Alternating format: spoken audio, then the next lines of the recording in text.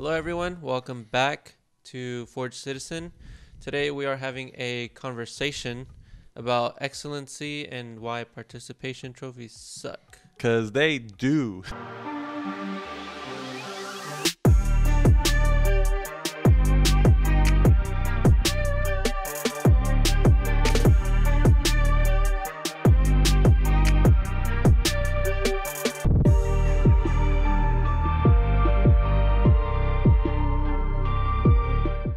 My brother, he used to play soccer when he was a kid, and he loved the sport, but he was not a team player. And I know he's watching this video, and he knows I'm talking about him. We would watch him play the games, and my mom would see the coach tell my brother over and over again, pass the ball, pass the ball. But no, he wanted to run the ball from this side of the field to that side of the field, and he wanted to make the goal.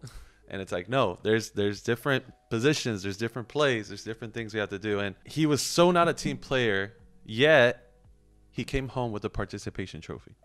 No lie. And I felt like that was actually encouraging in a way, or could at least bring some sort of confusion to the way that he played. I played soccer for like one season when I was younger, and I was the worst at it. I wouldn't be like your brother. I'd be like the complete opposite. Where It's like, I don't want the ball. Yeah, like I would be over like as far away as possible playing with the dirt or something. And then I'd go home with the trophy and I'm like, okay. Excellency, if you break it down, it talks about excellence, and you break that down, it talks about excel. So you have to excel in what you're doing, and in order to be rewarded for something, and you're doing a good job. And I feel like that participation trophy is really just going to encourage the fact that you didn't perform excellent. It is important for us to want to be excellent in what we do. And participation trophies will just don't always encourage kids. I feel like it almost conditions you to just simply do what is inspected and not what is expected from you. Or even more than that, to do more than what is expected from you. You almost just want to do the bare minimum.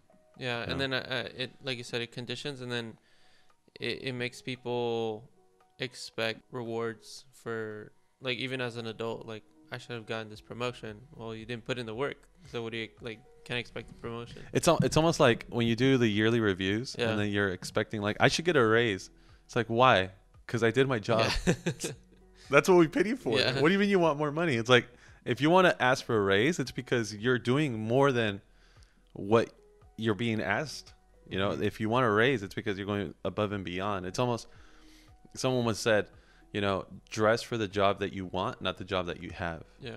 And it's, again, why? Because you want to be looked at or perceived like there is more that can come out of this person than where they're at. And that also has to do with the excellence, not just in your attire, but the excellence in your attitude, the excellence in your workflow. You want to do more than what's expected. And I mean, if you're putting in the effort to dress like you want, like for the job you want, then even much more you're going to put in the effort to the actual job to get to where you want to be. Excellency really is it's a mindset. Like for example, again, if you want to dress for the job that you want, like that's a mindset, like waking up early, not like being on your phone, but like wake up early, you know, shower if you want, get dressed for the job you want. Shower if you want. If you want. You don't have to. It's not a requirement. But getting into the mindset of, I woke up, I'm going to get this task done. For example, I love detailing cars. And there's a sense of satisfaction when I get a car that's super dirty and I leave it completely cleaned. I vacuumed it. I dusted it. I washed it. I waxed it. I cleaned, you know, the wheels. I shined the tires. Like every little aspect I cleaned. You know, I dried and cleaned the muffler pipe, you know, like little things, and standing back and feeling like I have done more than what may be inspected, you know. It's like I've done more than that. There's a sense of knowing like maybe whoever I'm washing the car for, aren't going to notice things that I did, but there's a sense of satisfaction, me knowing I did more of that. I don't know. There's a sense of satisfaction just in that. And if more of us applied that mindset to the rest of the areas of our lives, I feel like we would actually be able to grow. So like you try to be excellent, you're working in that, and people are gonna notice, but also like if you do it for yourself, it's going to empower you because you're going to be growing in that excellency, in that skill, rather than doing it for people where they're gonna be like, oh, he's doing really good. But then if you're doing it for yourself, you're going to grow even more than what they're expecting or what you're expecting. Because then when people don't reward you or when people don't notice it, it doesn't bother you because you're not doing it for them. Right. You know, another thing is if you want excellency to be a part of your life, you want to be willing to learn things consistently. I mean, you don't want to just stay stuck in the same level in what you know, because then what you're capable of doing or knowing is going to be in that same area. If you want to grow, if you want to be able to perform better, or you want to be able to reach the goals that you have to learn more to be able to reach those goals. For example, with my job, when I first started there, I would not understand it because there was a lot of aspects in that job that were really complicated. It would be to the point where I would get home and I'd just be frustrated from the day, like for a week or so. Yeah. And I was just like, I don't even think I can make it so long in this job. And then it wasn't until I switched my mindset to where it's like, no, I need to get the skills to know how to go about those tasks or, you know, different subjects, that it was until I switched my mindset and I said, I'm going to learn as much as possible, if possible everything, so that I'm well prepared for when I come into a problem and I don't know how to handle it. I'll have at least a little bit of the notion on how to handle it, and then kind of grow from there. And then once I learn that, that's another skill I know, and then just move to the next one. It reminds me of, there's this guy that works with where I do. He had been there for several months, and he made it a habit to continue to second guess himself. He made it a habit to always want to ask someone else, always, you know, and it's because he kept second guessing himself to the point where one of our supervisors kept reminding him, you know the answer to that. Like, you know how to do that. And I feel like it perceives you to be a person that isn't excellent in what they're doing because you're always second guessing yourself. So you almost feel like there's no confidence behind your decision making. There's no confidence behind you wanting to resolve an issue or you wanting to do a task. You second guess yourself, and that excellence meter just kind of comes down. And a lot of times we have the resources for those answers. Like, for example, for his job, I'm pretty sure he had the resources. Same thing with me. I tried not to reach out to the supervisors or whatnot for the answers because I wanted to learn myself. I had the handbook and I read through it, you know, during the times that I had open. Just read through it, learn, and it's just, we have the resources. We just need to learn when to use them and how to use them. Excellency is wanting to grow in your skills. So like part of what I spoke about just previously, it has a lot to do with that too, is growing in your skills. Wanting to be excellent is wanting to grow.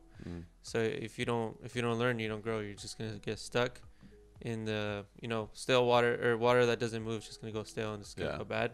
So you need to kind of move it to kind of keep it alive. I can speak kind of on a musician aspect. Like you want to be able to learn and get better at what you do. I've seen musicians that are older people that play exactly the same like they played 15, 20 years ago. I would even go as far as to say you can't say you play that instrument excellently if you've been playing it exactly the same for the last 10 years, 5 years.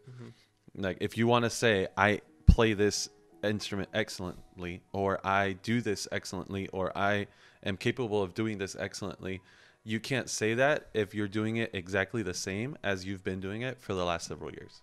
In the music aspect, like you mentioned, if you play just the 4 chords, you know, just 4 chords forever, like that's all you're gonna know. So you're not being, you know, you're not practicing your excellency. So you're not learning new chords. You're not practicing new chords. So also, like, one time I read a book that said, well, you hear a lot of people say practice makes perfect, but then this book switched it up and just like, All right, blow my mind. All right, ready? So practice does not make perfect. Practice makes permanent. So if you practice something wrong constantly, you're gonna still be wrong in it, but it's gonna be permanent. Yeah. But if you practice something and then you improve on it, and then practice that and then improve on it, you're going to get so much more closer to perfection than if you just practice something the wrong way the whole time. That's why you got to practice growth. You got to practice getting, like, it has to be almost a habit to learn more, to grow more, to enhance your skills.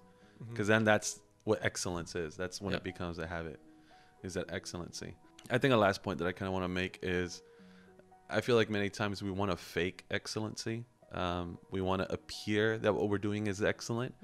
But I think that truthfully, you know, you can't fool anyone with false excellency. I think that it's so apparent when someone is trying to do something really well.